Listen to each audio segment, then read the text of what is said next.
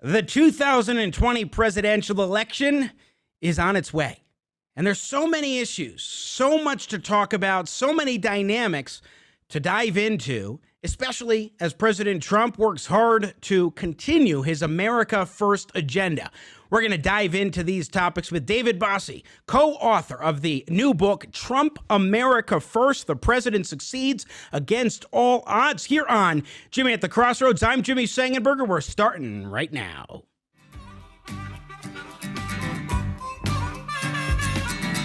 Gonna talk money, gonna talk politics, with all generations. Oh, what a great mix, I said. Gonna talk money, gonna talk politics, grateful to all generations. Oh, what a great mix. I got Jimmy at the Crossroads, making sense out of nonsense. Come on, Jimmy, what you got?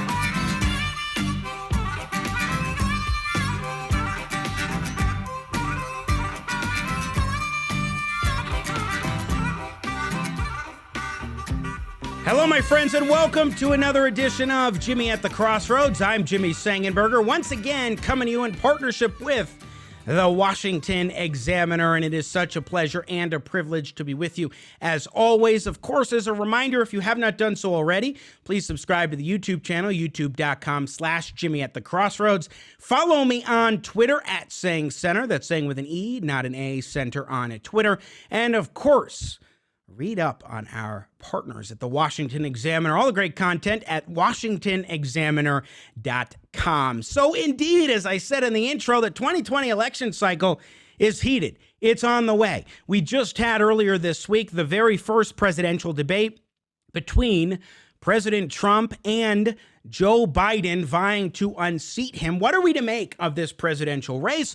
And what is President Trump like behind the scenes, especially when he's under pressures of campaigning and the presidency? Let's talk about it with a man who knows President Trump pretty darn well, co-author of a brand new book, Trump, America First, The President Succeeds Against All Odds. David Bossie joins us now. He is also president of Citizens United, going back to 2001, and joining us here on Jimmy at the Crossroads. Sir, welcome to the show.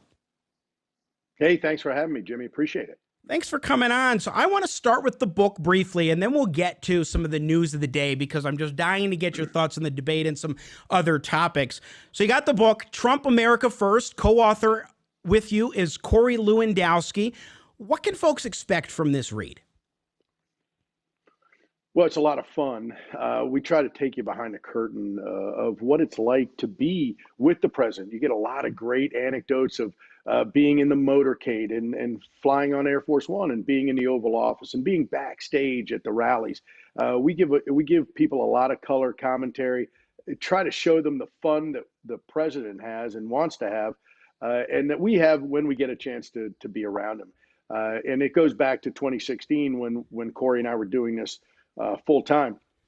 So we get the benefit of doing that. We'll be in Florida with him at a rally here in the next day or so. So we're this book gives folks that two parts. One is that fun side of it, and then we give them the ammunition for the promises made, promises kept, accomplishments aspect of this administration, so that we can show in one book, so people can read all of his accomplishments, whether it's the judges or border security or the economy, fixing bad trade deals. No matter what it is, it gives people the opportunity to be able to read it and talk to their friends and family members and neighbors about why President Trump should be reelected. And it gives, I think, it's a great fun read, but it's also an important one.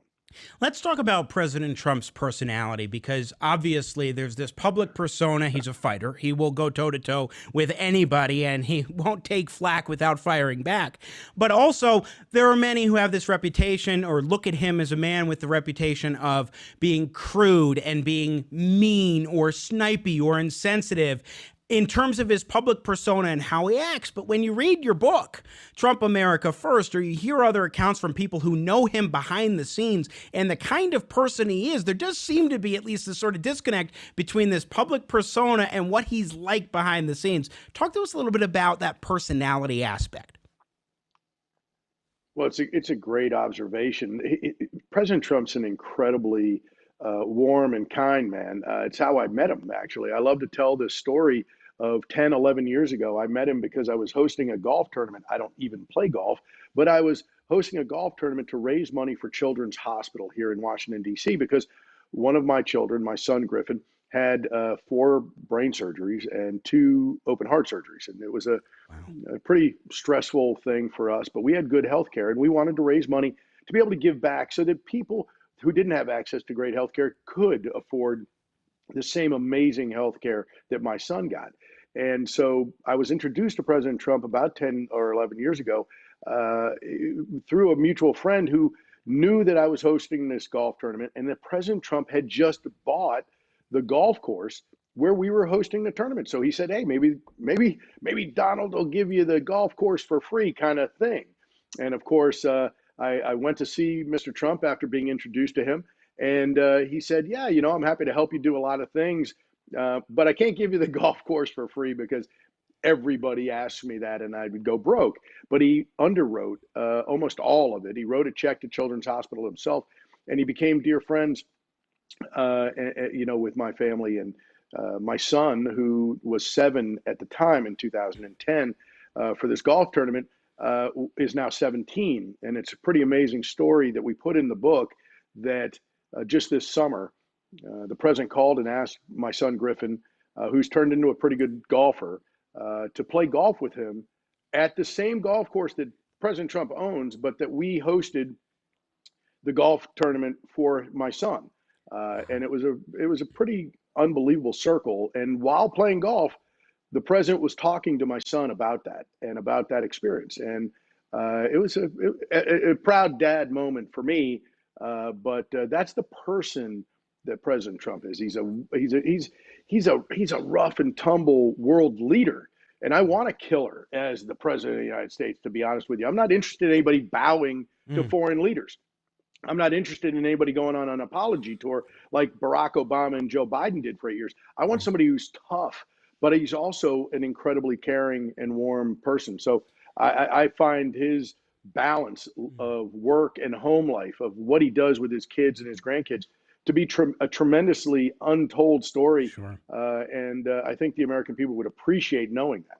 Yeah, and that's why I wanted to talk a little bit about this, because especially, like, for example, you look at the debate earlier this week between President Trump and former Vice President Joe Biden. The contrast was very clear in a variety of areas, but one of the things President Trump kept interrupting, and there were those who were saying, he came across as very rude and so forth. So he's got this persona that is presented in the public. And I just don't think that there's enough of this. What is President Trump as far as his relationship with other people who are around him, whether they are people he doesn't know very well or people he knows very well? Yeah, Jimmy, I've been hearing this for 5 years. Yeah. The days after the first debate at Hofstra University with Hillary Clinton, we had the exact same thing. Trump's style is no good. He lost the debate. Hillary won. Hillary's a master at this. We had Paul Ryan, the former Speaker of the House, Republican, running for the hills. Remember the audio tape of him telling his members, "You can run away from Trump. He's going to be a disaster. Vote your Save conscience." yourselves." Yeah. Okay. Yes, vote your conscience. This is outrageous. And this debate commission's a joke. The debate commission was a joke then. They manipulated his microphone. Let's not forget that. I don't know if you remember, but in the first debate against Hillary Clinton, the debate commission's microphone for the president was turned up and down. And it was unbelievably unprofessional of them and what they did. And now they're talking about the microphone again like they're going to control it. They're not going to control the president's microphone, number one. Number two is, I don't know if people know this, but the debate commission happened to pick the second debate moderator was a intern for Joe Biden.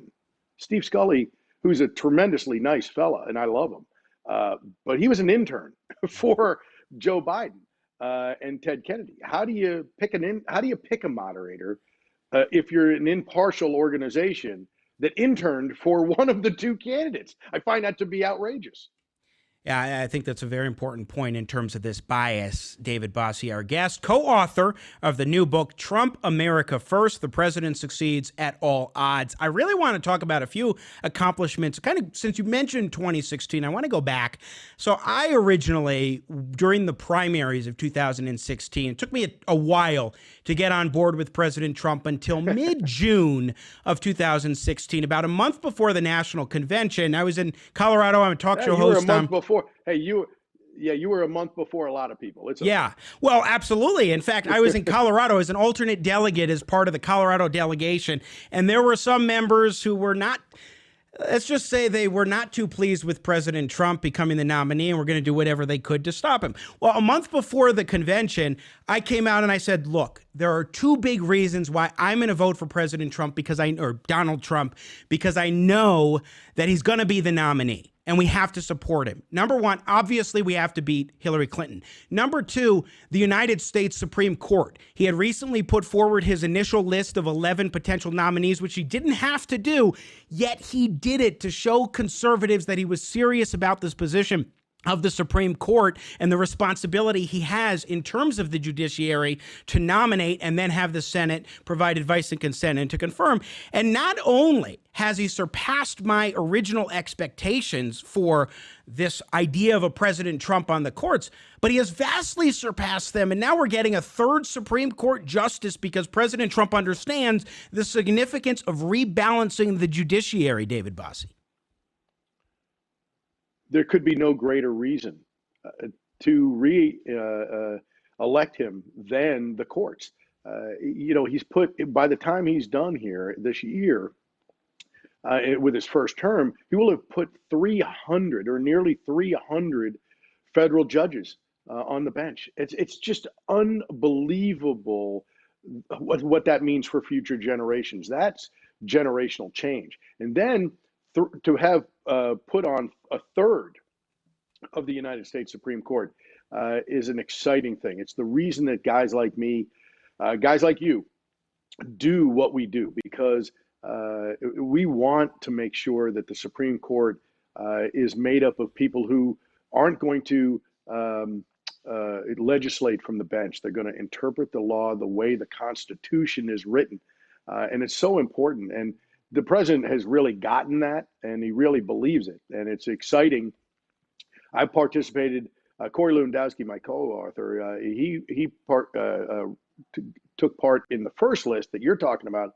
And when I was there in August and September, we put the second list out that you're talking about. So it was a great way to make sure that we reinforced with the conservative movement that he was a true conservative and that he would govern as one. And I think that it could be no more important than what Amy Coney Barrett represents right now. Well, and not only that, but this underscores why it is not hypocrisy, as the media is trying to say, for President Trump to put forward this nomination and the Republican Senate to approve, because President Trump was literally elected by so many of us with this exact mandate. And Republican senators, including, for example, Cory Gardner of Colorado, where I'm broadcasting from, they were saying at the time that it is in large part because of the direction that Barack Obama was bringing the court, that they wanted to stop it in its tracks and help to redirect in a more Constitution-oriented trajectory for the courts. Well, Cory Gardner is an important vote for Judge Amy Coney Barrett, and I think that the senator is going to help himself a lot with this vote. I think the people of Colorado are going to agree with it. When next week or so, when the hearings begin, and she's really introduced to the American people over the course of several days through nonstop media coverage, it's going to be tremendous. It's going to be terrific to see how public opinion will be swayed, because I think she's an incredible justice. She's going to be an incredible justice, but she's an incredible judge, her incredible intellect, and a mom of seven, whose youngest 5-year-old has special needs, is a Down's syndrome baby. It is not somebody who's going to tear healthcare away from Americans. No. She's going to rule on the ACA based on the Constitution. But she's not a heartless demon, which is what these Democrats are going to try and make her out to be during the confirmation process. Judge Barrett is going to be a tremendous justice on the Supreme Court. She is a wonderful jurist right now. She has an incredible intellect, and she's a mom of 7 who is never going to tear healthcare away from families. Her youngest 5-year-old is a special needs baby, and it's just what they want to turn her into a heartless demon, and they're going to have a hard time doing it because she's a warm, compassionate judge, and she's going to be an outstanding Supreme Court justice. Absolutely. Once again, David Bossie, our guest. Few minutes left with you, sir. Speaking of the Supreme Court and going to the debate the other day in Cut 4, Joe Biden once again refused to answer the question about the filibuster and packing the United States Supreme Court a la FDR back in the 1930s. Take a look at this. Cut 4. There has been talk about ending the filibuster or even packing the court, adding to the 9 justices there. You call this a distraction by the president, but in fact, it wasn't brought up by the president. It was brought up by some of your Democratic colleagues in the Congress. So my question to you is, you have refused in the past to talk about it. Are you willing to tell the American people tonight whether or not you will support either ending the filibuster or packing the court? Whatever position I take on that, that'll become the issue. The issue is the American people should speak. You should go out and vote. You're in voting now. Vote and let your senators know how strongly you feel. Vote now. Are you going to pack the Make court? sure you, in fact, let people know He doesn't want you're a to answer the senator. question. I'm not going to answer the question Why because would you answer that because question? the question you want to is put a lot of the new question Supreme Court is justice, the radical question, left. Will you shut up, man? Listen, who is on your list, Joe? This Who's is on your so list? right. Gentlemen, I think we've ended this. He's going to pack the court. We have I'm not going to give a list. We have ended this. Okay, so that exchange, just 2 things stuck out to me. Number one, Joe Biden said, whatever I say, that'll become the issue. Well, of course, we want to know. We want to have a discussion about this particular issue of the day. But also, he's saying not just that that'll become the issue, but President Trump then pushing back and trying to get an answer without any success, David Bossie. No, Joe Biden doesn't want. He said, here's his answer. I'm not going to answer the question. I just want people to vote. Well, people are supposed to vote knowing your answer. They want to vote for somebody who is going to say whether they're going to pack the court or not, whether or not they're going to, change the filibuster rules, whether they're going to want to jam things down the American people's throat. And so he just wants people to vote, and he doesn't want to answer questions. And he didn't want to answer questions about condemning Antifa. He couldn't answer the question about name one police organization that has endorsed you because he doesn't have any. So he has a lot of problems on the policy side of this ledger. And we're going to get to the next debate, and I think it's going to be very interesting. Final question for you, David Bossie, because I know we got to let you go. What do you think the major stakes are in this 2020 election cycle between Trump and Biden? It's so great. It's such a great question. This is Ronald Reagan's bold colors, not pale pastels election. This is about the future of this country. This is about higher taxes or lower taxes, more job-killing regulations or less job-killing regulations, open borders and health care for illegal immigrants or border security. This is about anarchy in the streets and defunding the police versus supporting law and order. These are big issues. These are big issues for our families and for our children and grandchildren's future. This is about the future of the Supreme Court and our federal judiciary. This is about the future of Middle East peace, which the president is getting done. This is a big election. This is the most consequential election of my lifetime, I believe. And so I'm excited to be a participant in it. And we're going to fight for the next 34 days right till the last minute. The book is Trump, America First. The President Succeeds Against All Odds. Its authors, David Bossie, our guest, president of Citizens United, as well as Cory Lewandowski. And David, I so appreciate your time today joining us here on Jimmy at the Crossroads. Keep up the good work. And that Middle East peace discussion, we've been highlighting that here on this show quite a bit. It is so critical. So many things at stake in this election. I appreciate you being here to share your thoughts. Thanks so much for having me. Thank you. Once again, David Bossie, president of Citizens United, co-author of Trump, America First, joining us here on the program. And before we wrap up, I want to play a couple of things. One, I want to go to cut 6. Kamala Harris, vice presidential pick for Joe Biden, also doing what Biden refused to do, which is she refused to answer the question about packing the Supreme Court on CNN with Jake Tapper. We are 35 days away from an election that is probably the most important election of our lifetime and our children's lifetime. And there is nothing about these next 35 days that Joe or I will take for granted.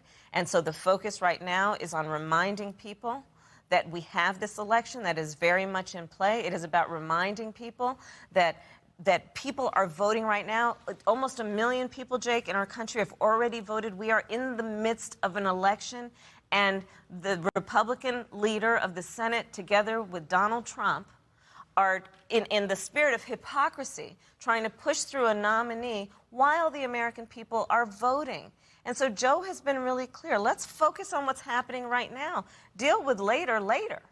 Focus on what's happening right now, which is the American people are voting, and they should be the ones to decide who will have the next lifetime appointment to the United States Supreme Court. Let's not get distracted. Let's be focused on what is right in front of us, because there is a lot at stake in terms of the integrity of our democracy, of our election system, and this process that should take place over the next 35 days. I will respectfully note that you also declined to answer that question with me, Senator Kamala Harris. Let's talk about what's before us. Well, before us is this question. When it comes to the United States Supreme Court, it is not just about filling one seat.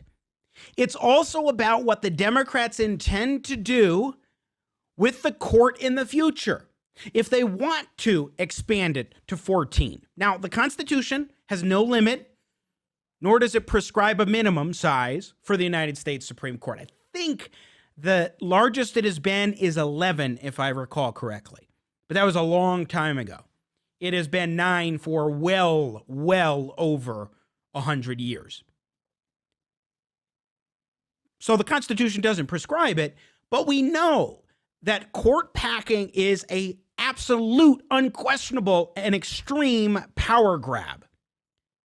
And it is a critical point in this election. We heard Joe Biden say before, that'll become the issue. Well, yes, because this is also about the future of the judiciary. That's the thing that the Democrats don't seem to understand about 2016 and President Trump, and that is that the Supreme Court is the issue.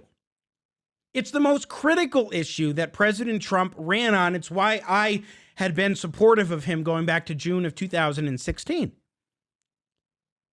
Not because I like that the Supreme Court's involved heavily in our daily lives. I think it's too involved. But that's particularly because the government has grown so big and so vast, and the courts have refused to rein it in. This is very much a critical battle for the future of the country, and the court is a key component of that. The fact that Joe Biden and Kamala Harris refused to address the question of court packing should be concerning to every American. And yes, Joe, whether you answer the question or not, it is the issue. Because this isn't just about one nomination of one Supreme Court justice to the bench by a president who's still serving out his term and who was elected largely on the Supreme Court and on rebalancing the judiciary, which has gone out of whack over the many decades. In fact, I want to go to cut 3, please. This was President Trump during the debate explaining his rationale for appointing Judge Amy Coney Barrett, or nominating her to the United States Supreme Court. I will tell you very simply, we won the election. Elections have consequences. We have the Senate, we have the White House, and we have a phenomenal nominee, respected by all, top academic, good in every way. In fact, some of her biggest endorsers are very liberal people from Notre Dame and other places. So I think she's going to be fantastic. We have plenty of time, even if we did it after the election itself. I have a lot of time after the election, as you know. So I think that she will be outstanding. She's going to be as good as anybody that has served on that court. We really feel that. We have a professor at Notre Dame, highly respected by all, said she's the single greatest student he's ever had. He's been a professor for a long time at a great school. And we won the election, and therefore we have the right to choose her. And very few people knowingly would say otherwise. And by the way, the Democrats, they wouldn't even think about not doing it. If they had, the only difference is they'd try and do it faster. There's no way they would give it up. They had Merrick Garland, but the problem is they didn't have the election, so they were stopped. And probably that would happen in reverse also. Definitely would happen in reverse. So we won the election, and we have the right to do it, Chris. He was spot on there. President Trump was absolutely on point, saying elections have consequences. We won in 2016. We maintained the Senate in 2018. And here we are now in 2020. We have this opportunity. Elections of consequences. And Amy Coney Barrett is qualified, and she'll be a great justice. It would be presidential malpractice for Donald Trump not to nominate someone to be on the bench to replace Ruth Bader Ginsburg. And it would be presidential malpractice for him not to insist upon her confirmation. There's a lot at stake here in this election, that's for darn sure, and the courts and their future is certainly one of them. One other thing that I found very striking about this presidential debate was cut 5 when President Trump kept pushing Joe Biden to name a law enforcement organization that supports his reelection, that endorsed his reelection. I just wanted to highlight this little tidbit. And so we have to be engaged. That's not what they're talking about, Chris. That's not what they're talking about. He's talking about exactly, defunding the police. That is not true. He doesn't have any law support. Look, he has no law enforcement that's not support. true. Almost that's nothing. Look. Oh, really? Who do you have? Name one group that supports you. Name one group that came out and supported you. Go ahead. Think. We have time. We don't have time to do anything. No, think about it. Name one law enforcement group that came out and supported you. Gentlemen, I think I'm going to take back the moderator's role. I don't think there are any. And I want to. Biden says he didn't have time. He didn't have time to tout an endorsement. Maybe it's because he doesn't have any law enforcement endorsements, but I just wanted to highlight that one point. And then something else we will talk about next week. If we can drop in cut 2, please, Mr. Matoush. Next week on the show, we will have Phil Klein, who is director of the Amistad Project at Thomas More Society, engaging in some lawsuits against several states for the way in which they're handling this election cycle. He's also a professor at Liberty University, law professor there, and former Attorney General of Kansas, so he'll be our guest for Monday's show. And one of the things that we'll talk about with Phil Klein is this part of the debate where Joe Biden was talking about states with experience with vote by mail. Take a listen. This is not going to end well. Okay. This is not going to end well. 5 states have had mail-in ballots for the last decade or more. 5, including 2 Republican states. And you don't have to solicit the ballot. It's sent to you. It's sent to your home. What they're saying is that it has to be a postmark by the time, by Election Day. If it doesn't get in till the 7th, 8th, 9th, it still should be counted. He's just afraid of counting the votes because you're wrong. You're wrong. I want to continue. President Trump is right there. Joe Biden is wrong. First of all, it is not true, absolutely patently false, that 5 states have had experience with universal mail balloting for a decade or more. Colorado, where I'm broadcasting from, the 3rd state, was the 3rd state to switch over to a universal statewide vote-by-mail system, where everybody gets a mail ballot sent to them automatically. The 3rd state. And we made that switch in 2013, 2014. I'm not very good at math, but that's 6 or 7 years ago, not a decade or more. Joe Biden's patently false in what he says there. But the other thing that's important to keep in mind is when he says that what President Trump is concerned about in counting votes after Election Day or accepting ballots after Election Day is that he might lose the count. No, not at all. The concern is about voter fraud and malfeasance. Colorado is cited across the country as a prime example of vote by mail being successful and working, and they're right. But one of the things that Colorado has is your ballot must be received either in a drop box or by mail or at a vote center by 7 p.m. on election day. Not postmarked by 7 p.m. on election day, but received to be counted by 7 p.m. on election day. The Colorado system also includes signature verification to make sure that voters who are turning in their ballots are actual eligible voters. They are who they say they are. Also, when it comes to these drop boxes, 24-hour surveillance. Election judges of both parties able to go and pick up ballots. The list goes on for safety precautions, for security precautions, to ensure election integrity that countless states across this country are not providing now as they race to implement these new systems. And so it is absolutely proper for President Trump to talk about voter fraud and to express concerns about the vote by mail systems being put in place across the country. That's why on Monday you do not want to miss my interview with Phil Klein about the lawsuits going on in several states by the Thomas More Society on behalf of various organizations, the role Mark Zuckerberg and big tech have in that and more. Definitely want to check that out. Bottom line here, though, I want to share in terms of the presidential debate between President Trump and Joe Biden. One, there was too much interruption on all sides. I mean, all three. Chris Wallace among them. President Trump was the biggest interrupter, for sure. Joe Biden interrupted. There was too much interruption. The other thing is that the bar was set so darn low for Joe Biden, and he was coherent, which a lot of people were wondering, is he even going to be coherent and be put together? He was. He beat that bar. He did what he needed to do in the debate on Tuesday night. Number three, though, President Trump was a fighter, and he scored some solid points on the courts, on the economy, on COVID, on a number of different areas, which was good for him. But I am among those who thinks that the way in which that debate went about wasn't the best.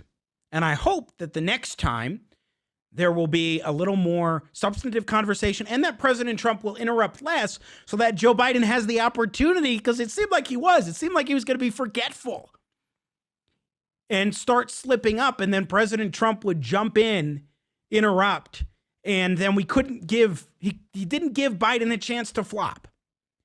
And I hope the next time he'll do that, because we want to be able to see what Biden is really like. That needs to be presented to everybody in terms of the comparison. We'll see what happens moving forward, that's for darn sure. But nevertheless, this election cycle is going to be fascinating. It already is.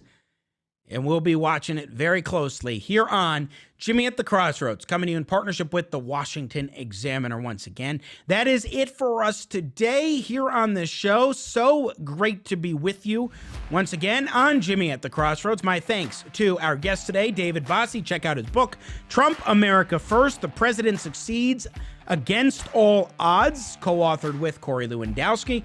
My thanks to the Washington Examiner, to you for watching, listening, subscribing, sharing our content, all those good things. To Nathan Matoush, producer extraordinaire, have a great weekend, everybody, and may God bless America.